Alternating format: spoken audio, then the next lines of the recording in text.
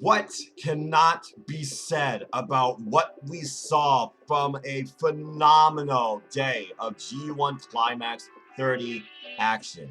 Hello again, ladies and gentlemen. My name is Noah Foster, and welcome once again to another G1 Climax 30 Simple Take. I will give you my review, recap, and takeaways from the best day of action so far, day 5, as well as what's to come on day 6, literally tomorrow morning. With that being said, let's just go ahead and get right into it. Konnichiwa to you all. What an incredible day of action. Of course, first we start off with the unofficial G1 run, Young Lions tour. As, of course, Yota Tsuji, Uemura, Gabriel Kidd, they're all duking it out among each other to see who can get the most single wins during this month-long stint. And of course, recently, Gabriel Kidd, he finally put up his first win over Uemura with a new double arm suplex finisher that he's been doing. And he did again against a very game Yota Tsuji. 2 wins in a row. Very impressive by Gabriel Kidd. Something's finally clicked for him. Yota Tsuji, though, he had some great offense here. Pulled off the spear, splash, half leg crab. These two were just colliding in each other, waylaying into each other. Big superplex spot at one point. Forearm smash, but around the 8-minute mark, I believe, this match was pretty much over with that double arm suplex, which is a very interesting finisher. And again, Gabriel Kidd, he really has brought things together using this move. I'm curious now that he's beat them both in a row, and we look towards the next day of action, you wonder how we can keep up this momentum, because, of course, coming up next, he's facing Uemura again. So we'll have to wait and see right now as the score stands. Uemura has 1. And Gabriel Kidd has 2. And Yota Tsuji has 2. So Uemura really needs to pick up a win here badly. Moving on from there, let's get right into the action of the show. The G1 Climax 30 was A block in action this time. And our opening bout was a very interesting bout, as again, when you have a match of heels, you wonder who is going to dig deeper to really get the win. As Tokyo Pimp, Yujiro Takahashi, thank you, by the way, Sandy, on Twitter for helping me try and announce that if I still say it wrong. So sorry. As Yujiro Takahashi, he took on the Holy Emperor, Taiji. This was an interesting match, as, of course, right out of the gate, as, of course, Taiji does his entrance. Yujiro goes on the attack with his cane, and these two basically are just welling into each other, using foreign objects, and really pushing the ref's count to near disqualification. At certain points, we literally have multiple chokeholds at the barricade, and literally at this point, Taiji is just asking Yujiro, "You want to hit me? Hit me harder. Come on, show me what you got. Bring it. Bring it." After multiple times, there was breaking the ice to a counter finishers. Taiji, though, lands a Kamaguri in the corner that put Yujiro on the mat. And in case you don't know, that's, of course, the freaking high kick that he does. Damn. But Takahashi, he finds his way out of a last ride powerbomb attempt. Again, going after the eyes. Both men literally going as far as they could to try and break these freaking rules. And basically, Yujiro, he lures Taiji into a false sense of security and makes him eat a vicious elbow strike. As this match really continues on, Taiji's getting annoyed. Guess what happens, everybody? The most electrifying move of professional wrestling. The pants come off! And following that, a big slam almost gives Yujiro the win here. He actually had a couple good near-fall moments, but Taiji, of course, he responds with his dangerous backdropu. Ouch!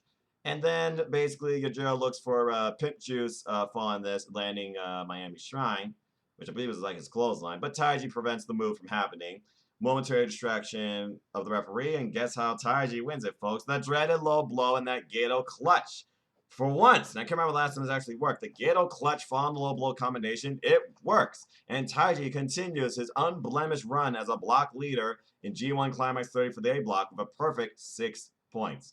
I said it before, I'll say it again, I said it in the beginning, and I'll still stand to it because I don't just change or flip-flop. Taiji is my pick to win the A block, and I could not be happier right now with his run. It really is the year of Suzuki-gun and LIJ, but honestly, this could be the year that Taiji finally breaks out beyond just tag team picture, never boy picture, and be a main event player, because he truly deserves to be one, in my opinion.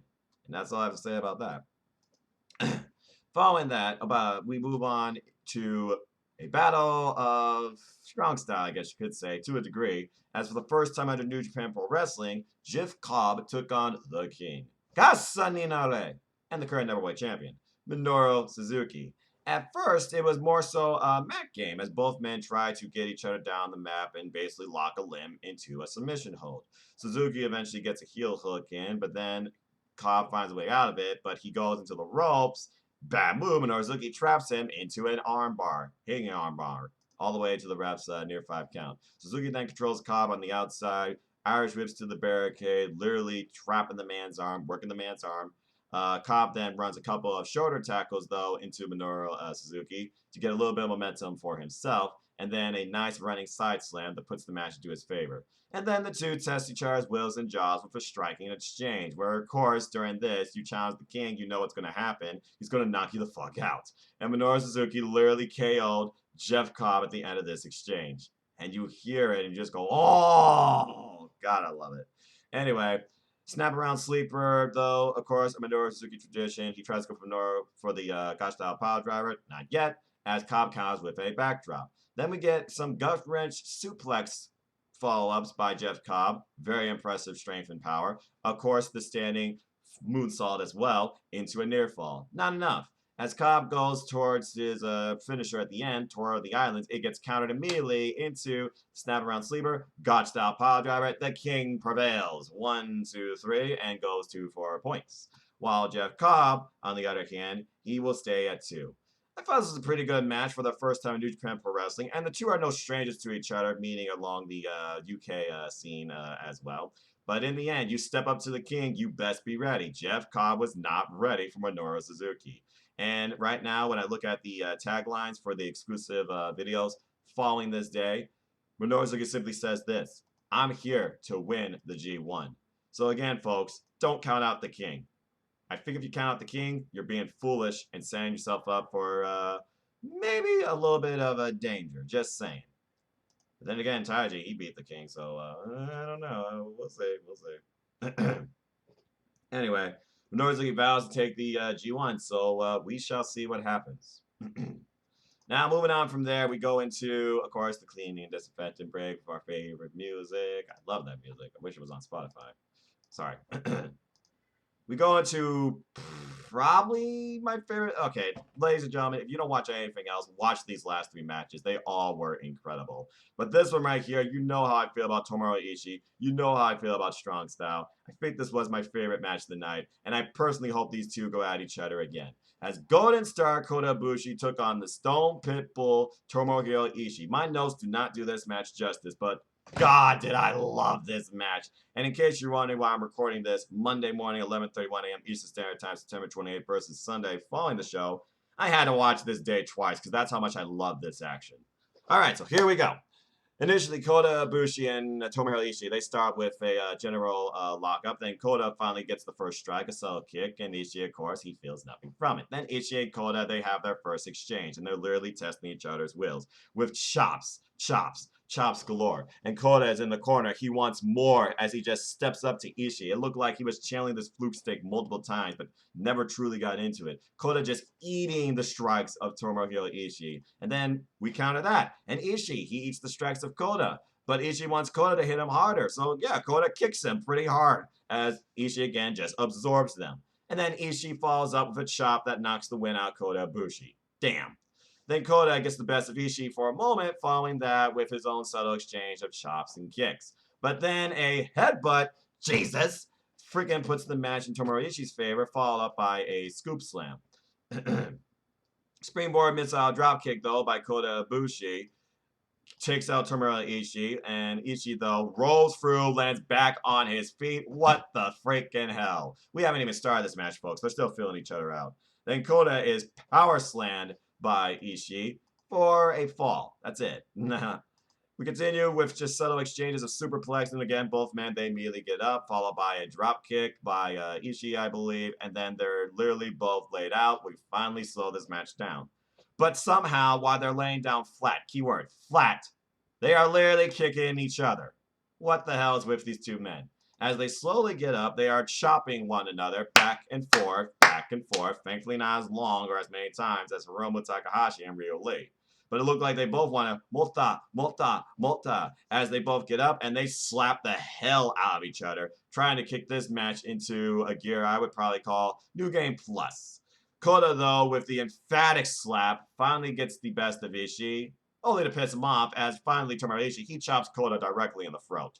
Damn. So that's when you know you pissed off the Stone Pit Bull.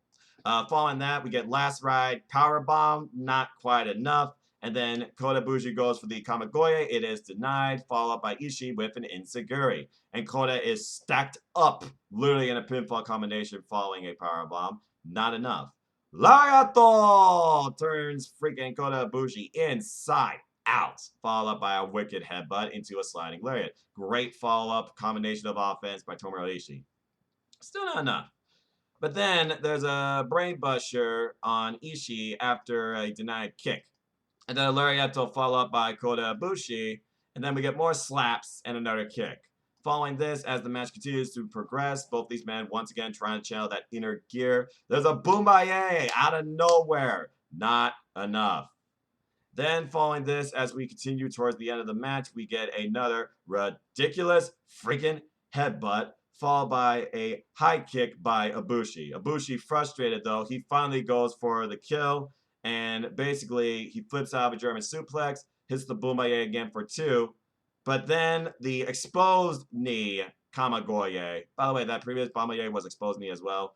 And after this physical war that I will watch again probably after work today, ahead of G1 Climax Day 6 action tomorrow, Tuesday morning, Kota Ibushi wins this war 1, 2, 3, as Ishii still wants to fight. I loved everything about this match. My notes do not do it justice. You need to watch this match, whether it's Japanese or English commentary, connect with the language of professional wrestling, and just enjoy the physical striking war in front of you. An absolutely incredible heavyweight affair. But with that being said, Kota Ibushi, he now goes up to 4 points. Tomohiro Ishii, though, he has 3 in a row, still with 0. Incredible performances so far against Minoru and Kota Ibushi, but he still is goose egg, and I can't believe that. I really hope he picks things up going forward, looking towards day 7 of the action later on this week. Anyway, moving on from there, it's a match over 1 year in the making where they went from junior heavyweights to heavyweights as Shingo Takagi, Rampage Dragon, takes on Will Ospreay. This match was everything I expected from Best Super Juniors and more. They literally fucking surpassed it. By the way, just a subtle note there. Kota Ibushi says after beating Ishii, he won't let up. So I think this is definitely the win that Kota Ibushi needed. Oh, by the way, in case you're wondering, Taiji's taking bets that he'll beat Kazuchika Okada. You think he can? Just thinking. Just saying. Just saying. You figure about that. Okada versus Taiji's coming up. Just saying. All right, so let's talk about Shingo Takagi versus Will Ospreay, because we go from a heavy striking affair that tests wills at a pace to a match that went from 0 to 200 in a matter of a couple of minutes. As these two literally, they fill out each other initially, running into each other with shoulder tackles. It wasn't until Shingo Takagi finally got the best of Will Ospreay after a double rebound off the ropes, shoulder tackle. Following this, they both have an exchange of moves. They literally go for the ace of the holes immediately as Shingo Takagi goes for the pumping bomber by Will Ospreay. He goes for the freaking Os Cutter, stalemate, after these two just basically go for near fall, kick, strike. And for like freaking 30 seconds, there were like 7 different exchanges of moves, and nothing happened here. Both men like mutually respect each other, and it looks like Will Ospreay wants to shake Shingo Takagi's hand. Shingo reluctantly says no, and then Shingo Takagi, Will Ospreay gets the better of him for a moment, and Ospreay, of course, he does his NZO pose in the middle of the ring. That false sense of idea of, I'm in your head, I got your number. Shingo Takagi looks on, a little annoyed. Irish whip into the barricade, though, turns the match to Shingo Takagi's favor. But Will Ospreay, of course, he follows up. Then there's a pop-up Death Valley driver by Shingo Takagi on the floor. Ouch. And then interesting headlock combination to finally slow down this match's momentum, if you could even do that. Following this, the two, they exchange chops, and literally they're just wailing into each other. Hit me harder, spike, hype me up. Following this, there's a handstand springboard kick, Very impressive. And then Tiger Wall Enzuigiri, the typical moves, of course, by Will Ospreay that we both know very well. Then what I like to call the Shingo combo, he pulls off that pop-up elbow strike, and then the pop-up jab, and then the short arm lariat drops Ospreay where he stands. Combo, max damage. Anyway, following this, there's a twisting stun dog counter out of a very interesting power move Shingo Takagi was going for by Will Ospreay. I thought this was very ingenious. Then he follows up with Pip Pip Cheerio, and of course the Sasuke special where he flies over the top rope into the drop. Following this, Ospreay literally has Shingo Takagi set up in a trio wall a little bit later on, and literally goes coast to coast and hits it perfectly, followed by a beautiful shooting star press, still not enough to put the Rampage Dragon down. There was an Cutter attempt, but it got caught and it immediately got turned into Noshigami. The match right now is slowed down. Both men are down. Then Ospreay, he literally eats the lariat, not pumping bomber, but lariat of Shingo Takagi and basically absorbs them. Feels like no effect happened to them whatsoever. Then there's a pumping bomber counter into a power bomb by Will Ospreay. Extremely impressive. Followed up by the Cutter. Not enough. Then there's a pop-up immediately, followed by the hook kick by Will Ospreay. He hit him like 2 or 3 times with that hook kick too, emphatically. But of course, Shingo Takagi, he answers back with Made in Japan, followed by the pumping bomber. Still not enough. And then following this out of nowhere, Will Ospreay, a ridiculous Poison Rana, then goes for the hidden blade, but apparently, instinct alone, Shingo Takagi, he realizes what's coming, dodges it, and then we get a freaking headbutt. Then to Ospreay's heart. And then both men are headbutting each other as they literally are getting up like 2 raging pit bulls or rams. What the hell? Following this, there's another subtle exchange, and then we get a ridiculous Spanish fly in the middle of the ring, and then exchange of near falls between both men, followed by another kick to the side of Shingo Takagi's face, and a discus forearm strike. And then he literally clotheslines Will Ospreay off the top rope as he tries to go for something. Good lord. And then Shingo Takagi showed us how much he revolved here as he pulls out a new move that Sandy told me that they call. It's called Stay and Dream. It's like a Deathfly driver type power slam combination off what looked like the top rope. And somehow Will Ospreay, he kicks that out one. Shingo Takagi can't believe it. Immediately follows up with pumping bomber.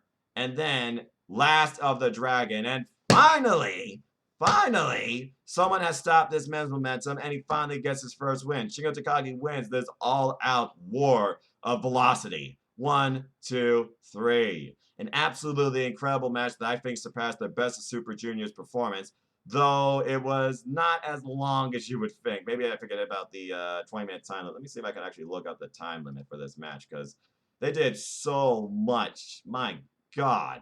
But anyway, Shingo Takagi, he's finally on the board with 2 points. And Will Ospreay, his streak has stopped at 4. Yeah, they went for 22 minutes. By the way, Koda and Tomohiro Ishii, they went for 15 minutes. I wanted that match to go on forever. Really incredible match. All right, and that leads us to our main event, which is more so an idea of subtle storytelling. Great in-ring psychology as well.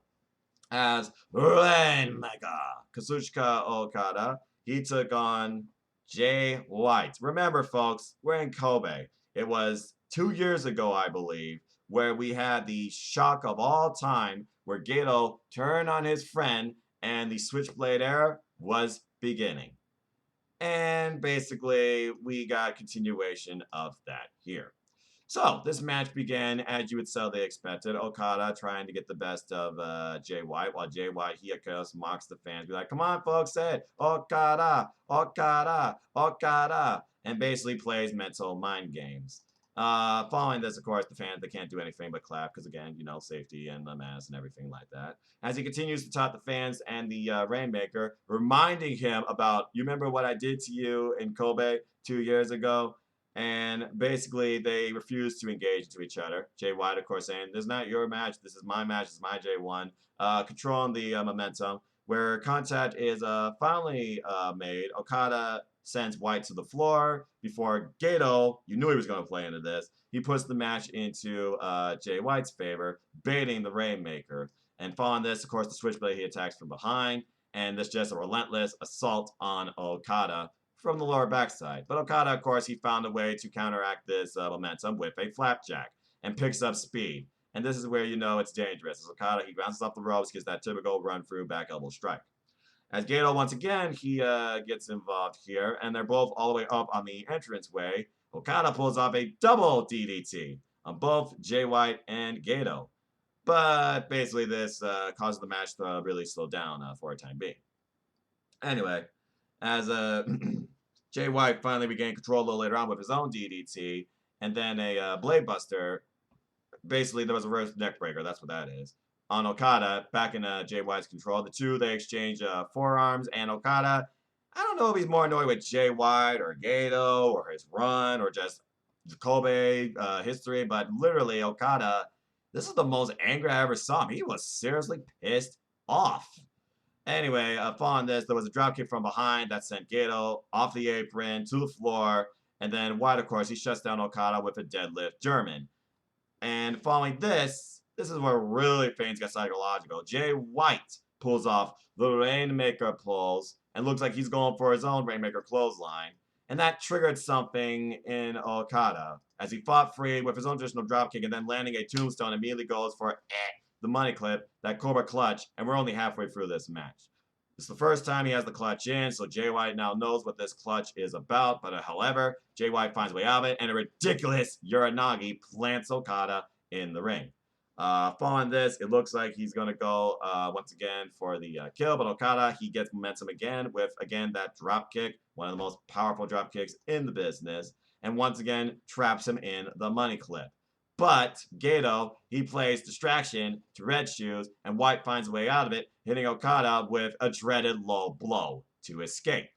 And then following this, we get a snap sleeper suplex, and of course, Jay White's finisher, Blade Runner.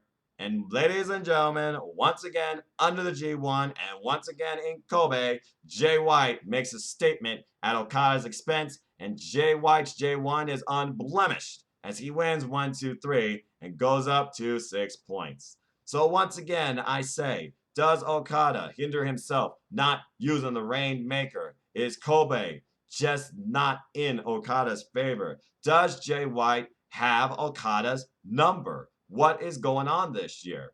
And then, of course, Jay White, he sends us home once again, mocking the fans who can't clap. He thanks Okada for being part of this moment, recreating the history yet again of how he got the better of the Rainmaker in Kobe and says, you all will just have no choice but to breathe with the Switchblade in my new era.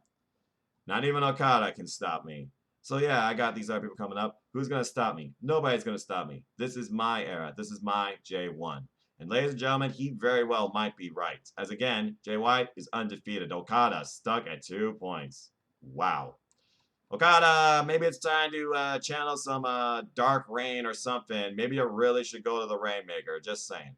Anyway, that's the end of Day 5 action, so our score stands as follows. Kota Ibushi at 4, Jeff Cobb at 2, Okada at 2, Ishii 0, damn it. Will Ospreay at 4, Shingo Takagi finally on the board with 2, Minoru Suzuki at 4, Taiji and Jay White are our block leaders each with 6 points. And Yojiro Takahashi is also at 0. So with that being said, we know we have more A-block action to come via Day 7 on Wednesday, but tomorrow, Tuesday morning, we go back to B Block. So with that, let's go ahead and preview the B Block action to come tomorrow morning, also from Kobe. And in case you're wondering what time that happens, allow me to tell you, if you want to join me in the Twitter game as live fans, shout out, of course, to great friends I know across Twitter and Facebook that watch this along with me live.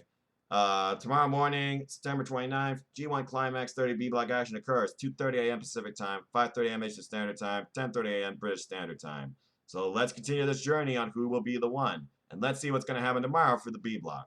First off, of course, we have Yuya Uemura taking on Gabriel Kidd in this, of course, Young Lions run. And right now, Gabriel Kidd, he has more momentum with 2 straight victories. Yuya Uemura will be looking for revenge. Does Yuya Uemura have a counter now for this double arm suplex? But so far, Yoda and Uemura have fallen too. Maybe they now realize what Gabriel Kidd is capable of and will not take this guy lightly. Though I don't think they were taking him lightly to begin with.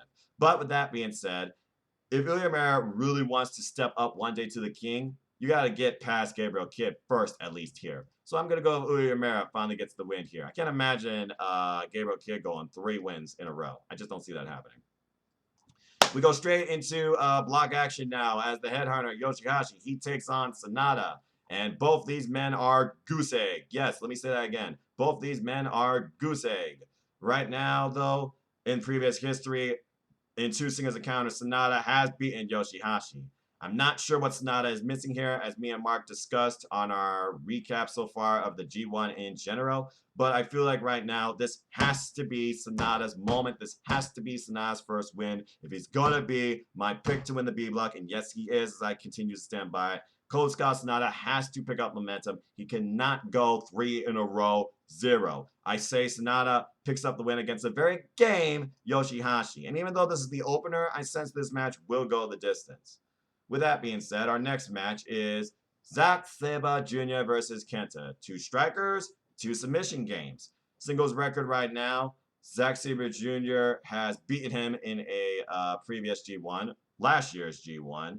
And of course, their record overall in singles competition is 1-1. Both these men right now, they stand at 2 points. They both can use the win here. So with that being said, what do I see happening? Well, with the fact that Kenta, we always know Kenta, he always has a target for submissions, that left arm. I see Zack Sabre Jr. definitely trying to capitalize on that. We saw how far and how relentless Zack Sabre Jr. can be when he's on the verge of a beatdown. And he's beaten Kenta before. But Kenta being Bullet Club, I'm sure he'll resort to low antics to try and beat him. Maybe a low blow. But with that being said, after the incredible win against Evil and the incredible main event against Tetsuya Naito, even in defeat, I think Zack Sabre Jr. is going to pick up a little bit of momentum here. And I feel like Zack Sabre Jr. is going to get the win. So my pick is Zack Sabre Jr. And we'll see what this does with Kenta psychologically. But again, Kenta, he does have that briefcase. But you got to wonder Juice Robinson's on his mind now because I feel Juice Robinson has a right to challenge for it. Speaking of which, this should be a very fun bout among people that respect each other. As the ace of New Japan, Hiroshi Tanahashi, he takes on Juice Robinson. Juice Robinson, perfect so far. Block leader, 4 points. The ace, 0. These two have met each other one other time, and so far Tanahashi has had Juice Robinson's number. Now, with that being said, this really has become the year of Juice Robinson. And apparently, in their previous bout during New Japan Cup 2018, it came within 8 seconds of a draw. 29 minutes, 52 seconds. And that was 2 years ago. So, will this be a highlight match for the ace? Will this be finally the ace's first 2 points? Or will Juice Robinson surpass the ace and beat him? That's the question. Juice Robinson right now, he is on an incredible run and streak. And really, this is the best I've seen him in a really long time, mentally and physically. But with that being said, again, it's hard to bet against the ace. But he couldn't outsmart Toru Yano. Then again, you really add Toru Yano to those statistics. Toru Yano is a wrestler of his own class. This one is actually really tough for me to think about. But I think about what's happening going forward. And right now, I feel like the ace is trying to prove something to these young boys and to himself. It would be an incredible win for Juice Robinson, but I think the ace is going to find a way to beat him once again. Honestly, though, it would not surprise me if this match goes to a draw, even if the ace's knees and legs and health overall is not what it used to be. But I'm actually going to go with the ace picking up the win on this one. I'm going with Hiroshi Tanahashi. Which leads us to, all right, ladies and gentlemen, hear me out. We know Evil sucks since he joined the Bullet Club. We know we hate that, 100%. Everybody wants Evil to maybe go goose egg in this. But think about who he's facing here. He's facing Toru Yano. We have a bigger fear that Toru Yano could actually become a Wrestle Kingdom main event. He's already defeated a couple of our favorites, including Sanada, my pick. If somebody can figure out the Toru Yano algorithm and stop his momentum, I believe it's Evil. And right now, the statistics don't lie. Overall singles record in previous 2 G1s, it has been Evil that has gotten the best of Toru Yano. Toru Yano, though, unstoppable right now, block leader, 4 points. Evil picking up his first win with 2. I pray that Evil, I can't believe I'm saying this, Evil beats Toru Yano, and maybe Dick Togo doesn't get involved here because I feel like if Dick Togo does get involved, Toru Yano will use Dick Togo to his advantage to use against Evil, maybe tape the two together and actually get another win. But we gotta stop this crazy man's momentum. So please, please, for the love of God, Evil beat Toru Yano. My pick is Evil. Simple as that. And that's all I have to say about that. All right. Now moving on from there, we go into our main event as the double champ. Tetsuya Naito, leader of Los Ingobernables de Japón. He takes on someone he knows very well from his past, and I'm sure you all know very well, because these two faced each other before Goto was even part of Chaos. Hiroki Goto. Hiroki Goto on the board now with 2 points. Tetsuya Naito is a block leader as well with 4 points, basically controlling the path to his own destino, trying to define it himself, trying to do what Okada couldn't do last year. But overall singles record, it is 6-2 in Naito's favor. But G1 record, 5 G1s these two have met each other, and Goto has yet to figure out Naito. Now, this should be very interesting, as before this, how does Tetsuya Naito define Hiroki Goto? Wasted potential. And honestly, there might be some truth to that because you think Goto, a guy like this, would probably be a champion right now, IWGP Heavyweight Champion. No, he has never been, I believe. Goto, of course, the second of 2 victories over Naito. It did happen at Wrestle Kingdom 10. But Naito's been basically undefeated against Goto for over half a decade. Now we look at 2020. We look at both these men's years. Hiroki Goto, it's been kind of rocky for him, but he finally got his first win in the G1 against Sonata previous day. And we look at Tetsuya Naito, who had one real rough bump, and that was when Evil betrayed him, but he overcome that. And again, I look at what's to come at Wrestle Kingdom, and I see Suzuki-gun, LIJ, Wrestle Kingdom main event. If I'm going to keep that philosophy, then I got to think right now what's going on in the G1. And I don't really know what's next for Hiroki Goto. And why it would be an incredible, shocking moment in Kobe and a huge, huge, biggest win probably of his career for Hiroki Goto. We know that Tetsuya Naito's matches, they nearly have gone the limit. They've been the longest and a couple of the best matches in the G1. Now, knowing these two history, they probably can try and surpass that, maybe hit the 28-minute mark. But with that being said, I'm just going to say that I'm not going against history here. I'm going to say that Tetsuya Naito wins and beats Hiroki Goto in what could be very well so far our match of the G1. But all the best to Hiroki Goto. This should be a very competitive match. I just wonder how Hiroki Goto's arms holding up and also how Tetsuya Naito's knees are holding up because I'm sure that'll be a focal point for Hiroki Goto, even though his GTR works the lower back. But I digress. Well, that's all I have to say for now on G1 Climax action. Day 5 again was incredible. We have a very interesting Day 6 to come, and if anything could happen during this day, I pray that Toru Yano loses to Evil, and that's all I have to say about that. So with that being said, thank you so much for tuning in to this simple take and preview. Please, again, as always, follow this channel, support Independent Wrestling, and if you want to know more about me, know this. I'm just a simple man and a lifelong fan of ... wrestling. So follow me, Twitter, Instagram, PlayStation, Adam Foster 1916. Follow the simple YouTube channel here, youtube.com/user/NoFoster210 for all things wrestling. Shout out to my AEW family on Twitter.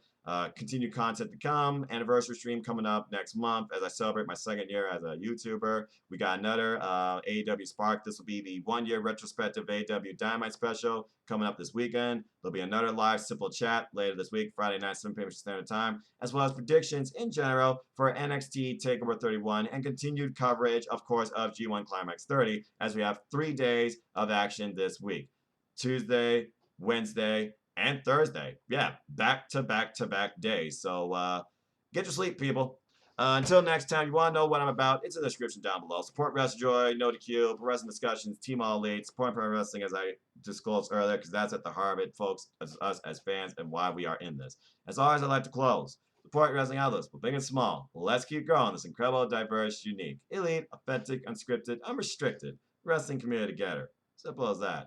With that being said, thank you so much for tuning in. Please like, share, subscribe, comment, tell a friend. Hit the bell to know next video goes out on this channel. Hit the subscribe button. Help me keep growing this channel. Shout out to all 163 of you that's helped me on this fun YouTuber creators journey. I hope it's been fun for you. And honestly, I hope that you are enjoying professional wrestling too, in whatever format you choose. But I hope you take a chance, if you haven't already, on New Japan Pro Wrestling. So again, we will see what happens. Oh, my apologies. I didn't give you the cliff notes, I guess, for Tetsuya Naito. Besides the fact that he said wasted potential for Hiroki Goto. Naito says the following. This B block, from the start, Zach's name kept out at me. He's a tough guy, hard to wrestle, but I cleared a little mountain. Next is Goto. Here he beats Sonata. Right, sometimes miracles happen, I guess, but they don't happen twice in a row. You made it happen tonight. I'm afraid Corrigan's result will be more predictable. Then on to Nagolka and Sonata. I feel like the determining match for Naito's Destino that might break him is Sonata's match, with his match with Sonata, but we'll wait and see. Anyway, until next time, I hope you all take care, enjoy life. Tomorrow's never guaranteed. Treasure your families, enjoy wrestling, wear a mask, be safe, be positive, take care of yourself mentally, spiritually, and physically. We will overcome this era of life together. And I just hope you all have a wonderful day. And I'll see you tomorrow after day 6 of G1 Climax 30. Who will be the one come the end? We'll have to wait and see. Kokienyo, sayonara.